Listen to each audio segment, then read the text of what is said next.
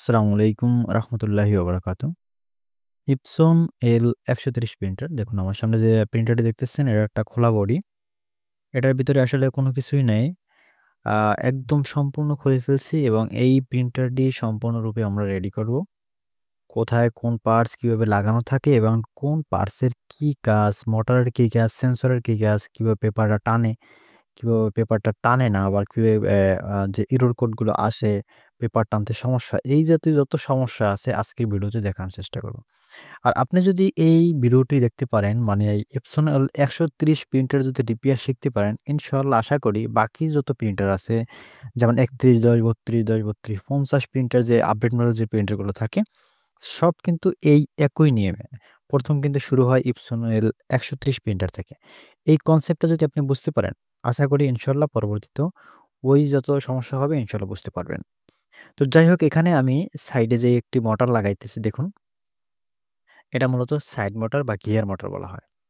এই যে মোটরটি, এই মোটরের কাজ হলো আপনার প্রিন্টারে পেপার টানবে এবং যে সমস্যাগুলো থাকে যে পেপার জাতীয় টোটাল কিন্তু ও কন্ট্রোল করে। ও এখানে কয়েকটা পেনিয়াম ঘুরাবে। পেনিয়াম ঘুরানোর মাধ্যমে পেপারটা আউটপুট করবে এবং পেপারটা মাঝখানে নিয়ে আসবে, পেপারটা টান দিবে। আর এই যে ২ টা চাকার মতো দেখতেছেন, এইটা ২ টা মূলত হলো পেপার। সেন্সরের সাথে থাকে। আর ও মূলত আউটপুটে এই পেনিয়াম ২ টা নিয়ে নেয়। আউটপুট বলতে আমি বুঝাচ্ছি, পেপারটা যখন মাঝখানে আসে তখন কিন্তু পেপারটা আবার বাহিরে বের করার জন্য ২ টা পেনিয়ামের প্রয়োজন পড়ে। এই ২ টা পেনিয়ামই কিন্তু কাজ করে। দেখুন এখানে আপনি যদি এইভাবে উল্টোভাবে লাগান তখন কিন্তু আর এটা আটকাবে না। দেখুন আমি এখানে দেখাইতেছি, মেক্সিমাম টাইমে কিন্তু আপনারা এই ভুলটা করেন। এই যে উল্টোভাবে লাগানোর পরে কিন্তু আর কাজ করে না। এটা কিন্তু এইভাবে থাকবে। থাকার পরে আপনি এভাবে দিয়ে দিবেন। দেওয়ার পর আরেকটা বিষয় আমি এখানে দেখাবো আসলে এটা লকের সাথে কিভাবে আটকে থাকে। দেখুন এখানে খালি জায়গা। এই যে খালি জায়গাটা দেখা যাইতেছে আর এখানে দেখুন ২ টা দাগ কাটা আছে। ঠিক আছে?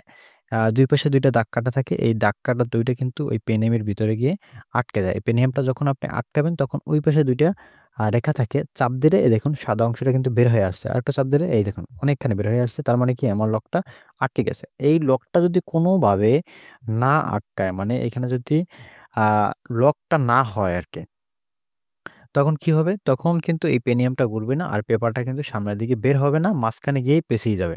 মানে এমন একটা প্যাচ পড়বে যে হেড এক জায়গা থেকে অন্য জায়গায় মুভমেন্ট করবে না, নড়াচড়া করবে না, আটকায় যাবে পেপারটা। যাই হোক, এখানে আমরা আরেকটা বিষয় দেখব, খুবই গুরুত্বপূর্ণ একটি বিষয়, তা হলো পাম্প। এই যে পাম্পের কারণে কিন্তু অনেক সমস্যা হয়। পাম্পের কারণে আপনার কালিটা ঠিকঠাক মতো দিবে না। অনেক সময় কালিতে ওই যেমন যা পেপারের উপরে রেখা পড়ে, দাগ, দাগ আসে বা আ মানে স্পষ্ট আপনি প্রিন্টটা পাইতেছেন না, কাইটে, কাইটে যাইতেছে। এই সমস্যাগুলো কিন্তু অনেক সময় পাম্প থেকেই হয়। হেড তো আছেই, এ বিষয়ে তো মানে অন্যান্য ভিডিওর মধ্যে দেয়া আছে এ বিষয়ে। আর অনেক সময় কিন্তু এই পাম্প থেকে মূলত কালিটা না টানার কারণে কিন্তু আপনার হেডে সমস্যা দেখা যায় বা এই যে দাগ, দাগগুলো আসে। যাই হোক, আপনি এখানে যে পাম্পটা লাগানোর জন্য এই যে একটা পাইপ দেখতেছেন, এই পাইপটা মূলত পাম্পের ভিতরে থাকে। তা আমরা অনেক পাম্প দেখছি কিন্তু এটা প্রিন্টারের পাম্প। আ এটাও কালি মানে নেয়, আউটপুট করে। কালিটা ভিতর থেকে হেডের ভিতর থেকে নিয়ে বাহিরে বের করে দেয়। ওর কাজ হলো এতটুকুই এবং এই পাম্পটার একটু ভিন্ন ধর্ম আছে। যেমন এই পাম্পটার মাধ্যমে কিন্তু আপনার পেপারটাও টানে। কারণ এখানে পেনিয়ামগুলা এমনভাবে সেট করা হয়েছে যে পেপারটাও ও নিতে পারে। এজন্য এই পাম্পটা একসাথে ২ টা কাজ করে। পেপার টানার কাজটাও কিন্তু এই পাম্পের মাধ্যমেই করে। দেখুন এখানে আপনি যে এই পাইপটা ভাঁজ দিবেন, এই ভাঁজটা কিন্তু অনেকটা ইম্পোর্টেন্ট। ঠিক আছে? এই অনেকেই বাসটা দিতে পারেন না। অবশ্যই বাসটা শিখে নেবেন। যেন বাসটা উল্টো না হয়। যদি উল্টো হয় তখন কিন্তু আর আপনার আ কালি নেবে না। কালি উল্টো বিলে ব্যাগে হেডের ভিতরে নিয়ে নেবে। তখন কি হবে? উল্টো বিলে যখন ইটা আপনার পাম্পটা ঘুরবে, মানে ঘুরবে তো ঠিক মতনই। কিন্তু প্যাচটা যদি উল্টো বিলে থাকে তখন কি হবে? হেডের ভিতরে উল্টো কালি চলে যাবে। আর তখন দেখবেন যে মেজেন্টা কালারের ভিতরে ইউলো কালি, ইউলো কালারের ভিতরে মেজেন্টা বা সায়ন, এরকম একটা কালারের ভিতরে আরেকটা কালি প্রবেশ করবে। সেক্ষেত্রে অবশ্যই এই বাসটা ঠিকমতো দিয়ে নেবেন। দেখুন এখানে আমার কিন্তু আ পাইপটা ভাঁজ দেওয়া শেষ।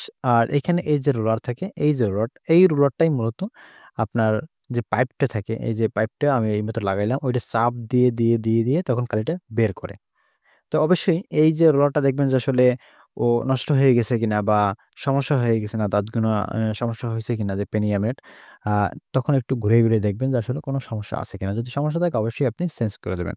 আর এসব প্রোডাক্ট আমাদের কাছে এভেইলেবল আছে। যদি আপনাদের কারো প্রয়োজন পড়ে অবশ্যই যোগাযোগ করতে পারেন। যাই হোক এখানে আমরা এই যে এখন পাম্পটা কিন্তু মোটামুটি আমাদের ফিটিং করা শেষ।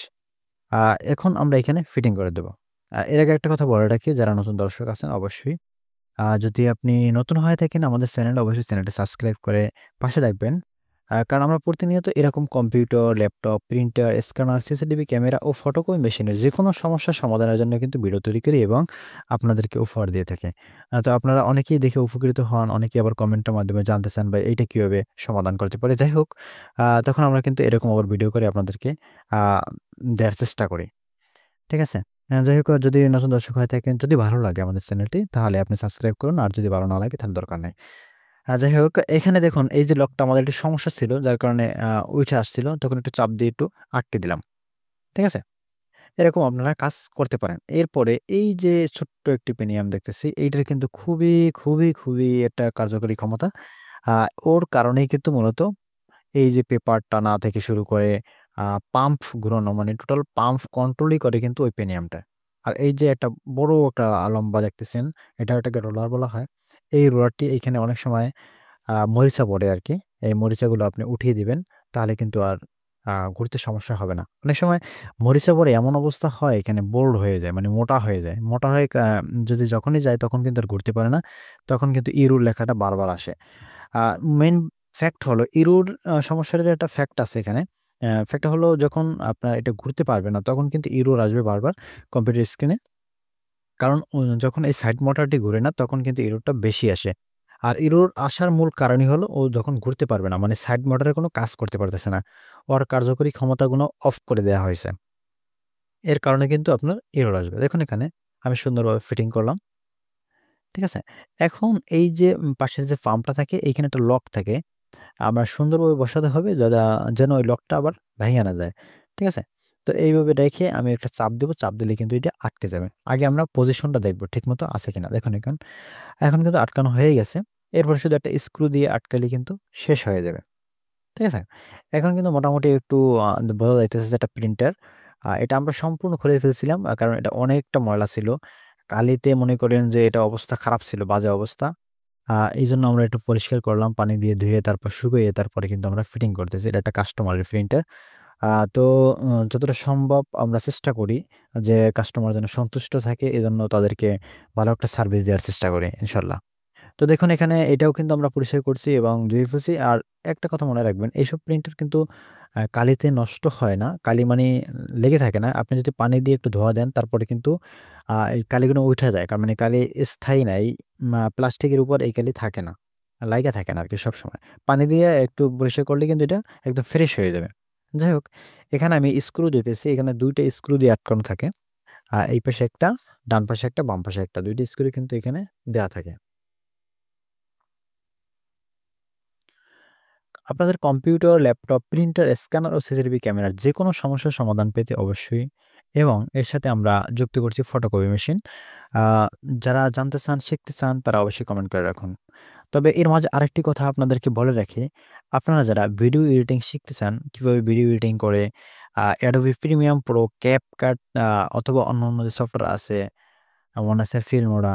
এই সফটওয়্যার দিয়ে কিভাবে ভিডিও এডিটিং করে যদি জানতে চান, শিখতে চান অবশ্যই আমাদেরকে কমেন্ট করে জানাবেন। আমরা ইনশাআল্লাহ এই বিষয় নিয়েও আমরা ভিডিও তৈরি করব।